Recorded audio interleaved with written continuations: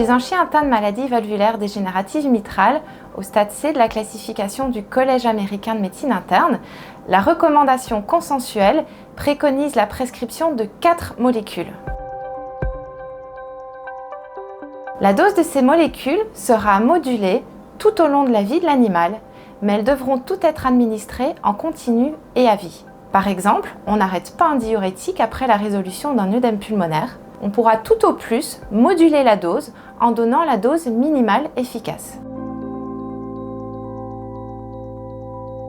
Cette recommandation de quadrithérapie est basée sur des données concrètes. En effet, plusieurs études ont montré l'effet bénéfique de chaque molécule prise individuellement sur la survie. Elles sont donc complémentaires et les associer est primordial pour une prise en charge optimale du patient. La première molécule, pierre angulaire du traitement de la cardiopathie à ce stade, est un diurétique de Lens, le furosémide ou le thorazémide. Ce type de diurétique crée un effet natriurétique entraînant une augmentation de la production d'urine.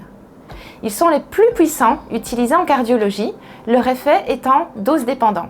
La dose est à adapter individuellement en fonction de l'évolution des signes cliniques résultant de l'accumulation de l'œdème pulmonaire. En raison de sa durée d'action d'environ 6 heures, le furosémide sera administré 2 à 3 fois par jour pour les cas les plus évolués. L'intérêt du thorazémide réside à la fois dans sa puissance d'action, 10 à 20 fois plus importante que celle du furosémide, de ses propriétés pharmacocinétiques grâce à une meilleure disponibilité et sa durée d'action de 12 heures. Ces effets permettent une administration unique, quotidienne, dans la majorité des cas.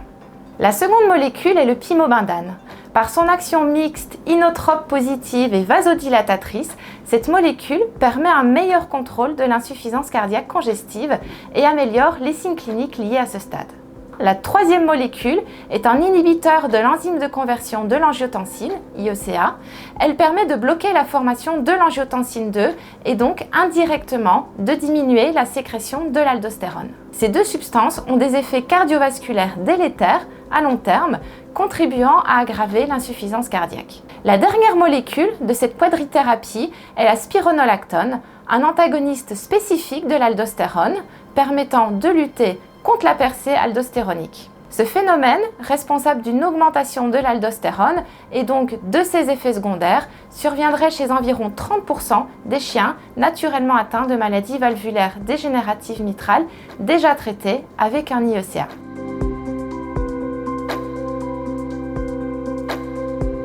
L'administration de ces 4 molécules complémentaires, parfois plusieurs fois par jour, peut paraître contraignante pour les propriétaires. Plusieurs aides pourront alors être proposées. Tout d'abord, certaines molécules peuvent être administrées sous des formes combinées, permettant une administration unique de plusieurs principes actifs. Ensuite, la durée d'action plus longue du thorazémide en comparaison à celle du furosémide peut aider à diminuer le nombre de prises par jour. En ce qui concerne la prise des molécules en elles-mêmes, la prescription de pilules appétantes permettant une prise volontaire du comprimé sera un plus ou une forme liquide pour les chiens ne tolérant pas les comprimés. Une sécabilité des comprimés, en particulier en 4, permettra aux propriétaires d'adapter simplement au plus près la dose.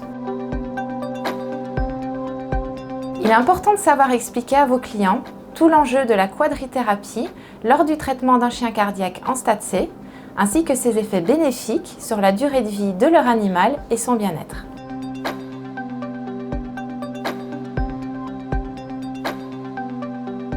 Le rôle de chaque molécule doit être expliqué simplement aux propriétaires en leur précisant bien que le traitement sera à suivre au long cours.